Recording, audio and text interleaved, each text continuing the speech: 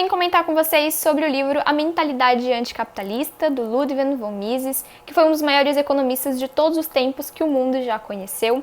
Ele foi publicado em 1956, porém ele ainda é bem atemporal. Nesse livro, Mises vai nos apresentar como funciona a mentalidade anticapitalista e ele vai refutar toda a ideia de que o capitalismo é malvadão e de que ele é o verdadeiro culpado pela existência da pobreza. E ele vai nos mostrar também o porquê que o capitalismo funciona e, querendo ou não, porquê ele ainda é a melhor opção. Pois bem, sabemos que o comunismo não foi implantado da forma idealizada por Karl Marx, porque o socialismo, que é a fase transitória para se alcançar o comunismo, não deu certo, porque ele se mostrou ineficiente e só causou morte, caos, fome e miséria. Ou seja, o socialismo não é uma alternativa. Tá, o socialismo não funciona, mas se o capitalismo funciona, por que ainda existem milhares de pessoas passando fome? E aí você deve pensar, o capitalismo também não deu certo e também não funciona. Então, nenhum sistema econômico será 100% perfeito, porque querendo ou não, sempre vai existir algum tipo de crise. Mas primeiro, vamos entender o que é capitalismo? Os termos capitalismo, capital e capitalistas foram empregados por Marx e são hoje empregados pela maioria das pessoas.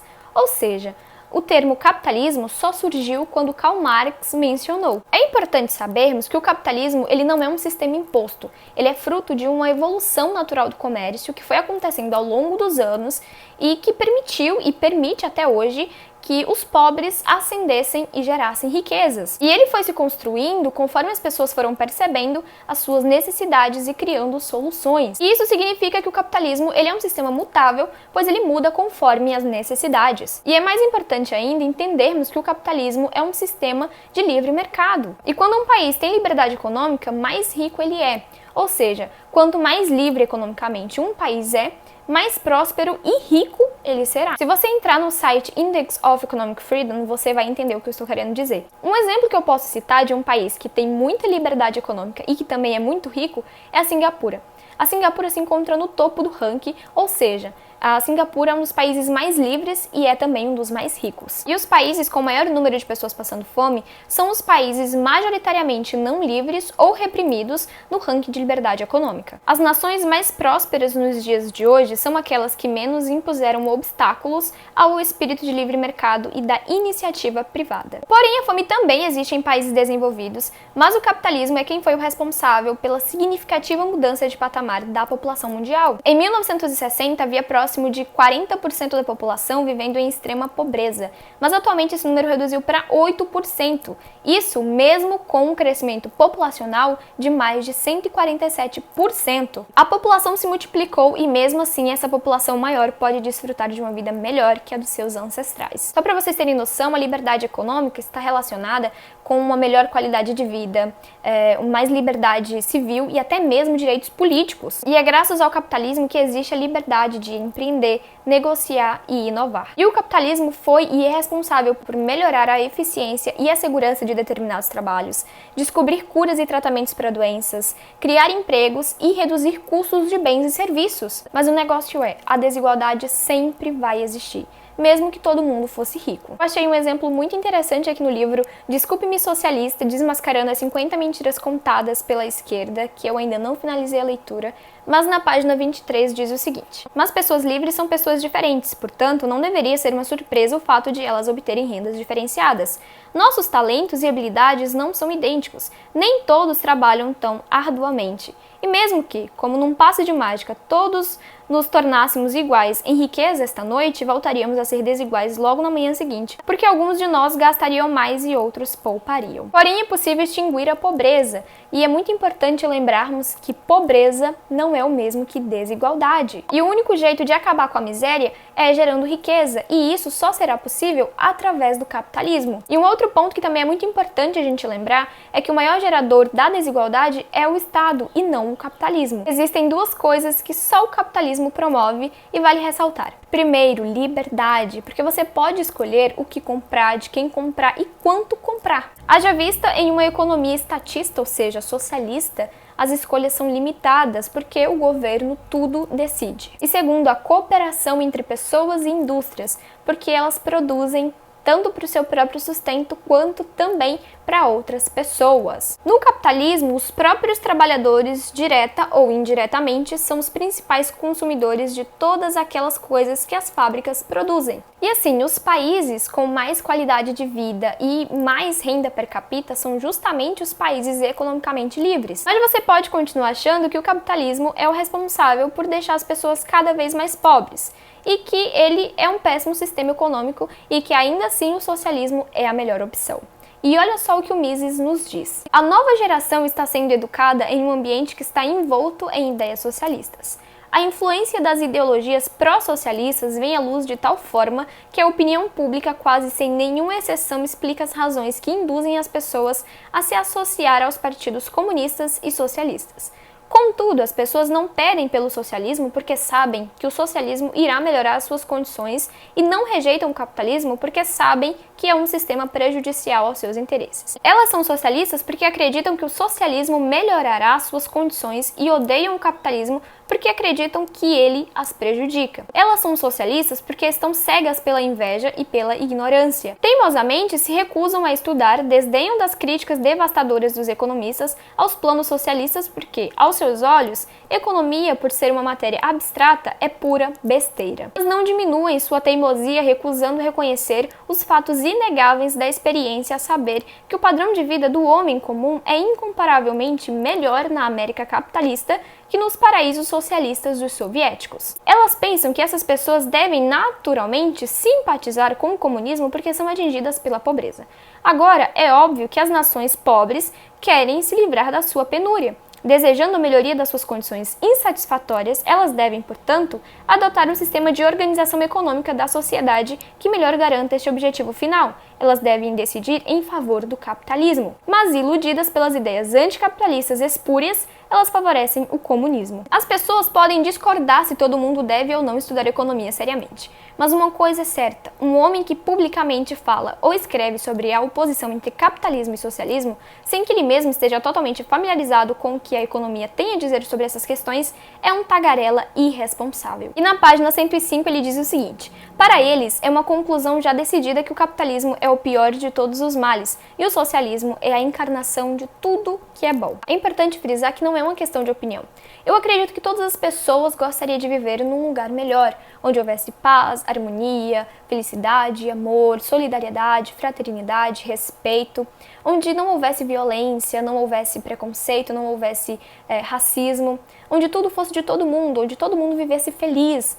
Mas eu acho que se fosse pra gente viver num lugar desses, Adão e Eva não teriam sido expulsos do paraíso. Eu acredito em Deus, no céu, no inferno, e eu estou aí na luta, na batalha, para conseguir pelo menos tocar o meu pé no céu, porque, enfim, somente no céu a gente vai ter esse paraíso perfeito, onde todo mundo vai se amar, todo mundo vai viver feliz para sempre. Eu acredito nisso. A gente sabe que todas as vezes que o homem tentou fazer da Terra um paraíso, tornou-se num verdadeiro inferno, não é mesmo? Porque, enfim, o socialismo não é uma opção, o socialismo já provou ser ineficiente e, claro, também já foi refutado diversas vezes, de várias formas e pela própria realidade. Ou seja, não é uma questão de opinião. Eu acho que o socialismo, a ideia é boa, a ideia é maravilhosa, mas a gente sabe que na prática não funciona, não dá certo. E isso não é questão de opinião, isso são dados, isso são fatos. Eu acompanho um canal aqui no YouTube chamado Tese 11, da Sabrina, e recentemente ela postou um vídeo como se fosse uma autocrítica a um vídeo que ela postou anos atrás falando sobre socialistas de iPhone. E ela disse que é perfeitamente aceitável vivermos sobre o capitalismo enquanto lutamos para derrotá-lo. E ela disse também que socialista pode sim usar iPhone e pode sim usar roupas e outras coisas caras de marca, desde que você pense o que você compra e por que você compra. E ela disse também que o real problema é quando esse bem de consumo visa transmitir um poder de classe. E o engraçado é que a questão de consumismo sempre vem atrelada ao capitalismo. Mas o nosso grande Mises sempre tem respostas para tudo. E olha só o que ele diz. O preconceito e a intolerância da opinião pública manifestam-se mais claramente pelo fato de que eles atribuem o epíteto capitalista exclusivamente às coisas abomináveis e nunca para as coisas que todos aprovam. Como algo bom pode advir do capitalismo? O que é valioso foi produzido apesar do capitalismo, mas coisas ruins são as excrescências do capitalismo. Sob o capitalismo, o homem comum desfruta de confortos que em épocas passadas eram desconhecidos e inacessíveis até mesmo para as pessoas mais ricas. Mas é claro, automóveis, televisores e geladeiras não fazem um homem feliz. No instante em que o homem os adquire, ele se sente mais feliz que antes, mas tão logo alguns desses seus desejos estejam satisfeitos, surgem novos. A natureza humana é assim. E querendo ou não, a gente tem que admitir que quando a gente adquire algo que a gente queria muito, a gente fica bem mais feliz que antes. Continuando, somente no sistema capitalista é possível existir a Apple, a Amazon, que eu tanto amo, e olha só o que o Mises diz. Elas não podem deixar de admitir que o capitalismo tem a tendência de melhorar as condições materiais da humanidade. E olha só que engraçado, o Mises dedica uma página inteira para falar sobre a questão de sucesso no mercado de livros. E aí tem um trecho que diz o seguinte: o capitalismo pode tornar as massas tão prósperas que elas podem comprar livros e revistas. Eu sei que muitas pessoas não têm condições de comprar livros, mas eu volto a repetir, isso não é culpa do capitalismo, isso é culpa do Estado. E como entramos nesse assunto de cultura, eu lembrei que recentemente o Fábio Porchat, que ganha muito dinheiro em cima do capitalismo, ele disse que o capitalismo não permite que a cultura saia dos grandes centros. Mas, na verdade, houve um equívoco, porque é justamente o capitalismo que é responsável por levar a cultura. Porque através da tecnologia, o capitalismo leva a cultura de forma mais barata e mais acessível a milhões de pessoas. Como esse livro é super atemporal, temos uma outra resposta para isso. É possível assumir que nenhum dos comunistas da Broadway ou de Hollywood jamais estudou o que qualquer autor socialista escreveu e, menos ainda, qualquer análise séria sobre a economia de mercado. E ainda no prefácio nós temos o seguinte: como Mises deixará claro neste livro, todo artista deveria ser o mais ferrenho capitalista, pois é neste sistema que as pessoas têm tempo para gastar com lazer. É neste sistema em que tanto os grandes talentos quanto os produtores de cultura repetitiva podem enriquecer. Tem um vídeo do Chavoso da USP que eu assisti recentemente, na qual ele diz que o capitalismo iria destruir o planeta e a humanidade. Mas o Hayek, um outro grande economista, que inclusive ganhou prêmio Nobel em economia, ele nos diz o contrário no livro Os Erros Fatais do Socialismo, porque a teoria não funciona na prática. Na página 15, olha só o que o Hayek nos diz. Ele é bem contrário a essa opinião do Chavoso da USP. Seguir a moralidade socialista destruiria grande parte da humanidade presente e empobreceria o resto. E ainda na página 17, ele continua dizendo o seguinte: o socialismo baseia-se em premissas demonstravelmente falsas e, embora inspirado por boas intenções e desenvolvido por alguns dos mais inteligentes representantes do nosso tempo, ameaça o padrão de vida e a vida de uma grande parcela da população existente. O Chavoso da USP também diz que o socialismo será a transição do capitalismo para o comunismo e o comunismo será uma sociedade sem classes, sem Estado, sem racismo, sem preconceito e sem machismo. Engraçado que as pessoas alimentam esse discurso de que o capitalismo sobrevive do racismo, do machismo, mas quando você compra algo na internet, você não sabe quem produziu, quem é o dono, quem embalou teu produto, você não sabe. Você não sabe se é negro, se é japonês, se é coreano, se é indígena, você não sabe se é um chinês, você não sabe se é mulher, se é homem, se é hétero, se é LGBTQI+, você não sabe. Então é nítido que o capitalismo, ele é um sistema que conecta as pessoas e as empresas. Vale ressaltar que as pessoas tendem a fazer distinção entre socialismo e comunismo, mas na verdade não existe muita diferença um do outro, e o Mises explica isso. E olha só o que ele diz: não existe diferença do ponto de vista econômico entre socialismo e comunismo. Ambos os termos socialismo e comunismo denotam o mesmo sistema de organização econômica da sociedade, isto é, o controle público de todos os meios de produção, distintos do controle privado dos meios de produção, chamado de capitalismo. Os dois termos, socialismo e comunismo, são sinônimos. E só lembrando vocês que o socialismo ele não é realizável como um sistema econômico. Não é necessário enfatizar que o argumento essencial proposto em favor do capitalismo e contra o socialismo não é o fato que o socialismo necessariamente elimina todos os vestígios de liberdade e converte todas as pessoas em escravos daqueles que estão no poder. O socialismo não é realizável como um sistema econômico porque uma sociedade socialista não teria qualquer possibilidade de recorrer ao cálculo econômico. É por isso que ele não pode ser considerado como um sistema de organização econômica da sociedade. É um meio da desintegração da cooperação social e de produzir pobreza e caos. Já que falamos sobre isso, no Brasil nós temos dois grandes representantes no que diz respeito à economia e à política, que é Anitta e Felipe Neto. A Anitta não sabia até a live com a Gabriela Prioli quais eram os três poderes, quais eram os membros do poder judiciário e quais eram as funções de cada um. Então, assim, eu não estou querendo dizer que você necessariamente é obrigado a saber quais são os três poderes, ou enfim, ou coisa do tipo. Não. Mas se você aparece no ranking das pessoas mais influentes no que diz respeito à política, é meio que óbvio, é o básico que você precisa obrigatoriamente saber. E aí depois a gente reclama o porquê que o Brasil está do jeito que está. E o Felipe Neto já disse que nós deveríamos questionar o acúmulo exagerado de capital, quando ele próprio tem o capital acumulado. O que eu acho bem contrário às ideias socialistas, que abomina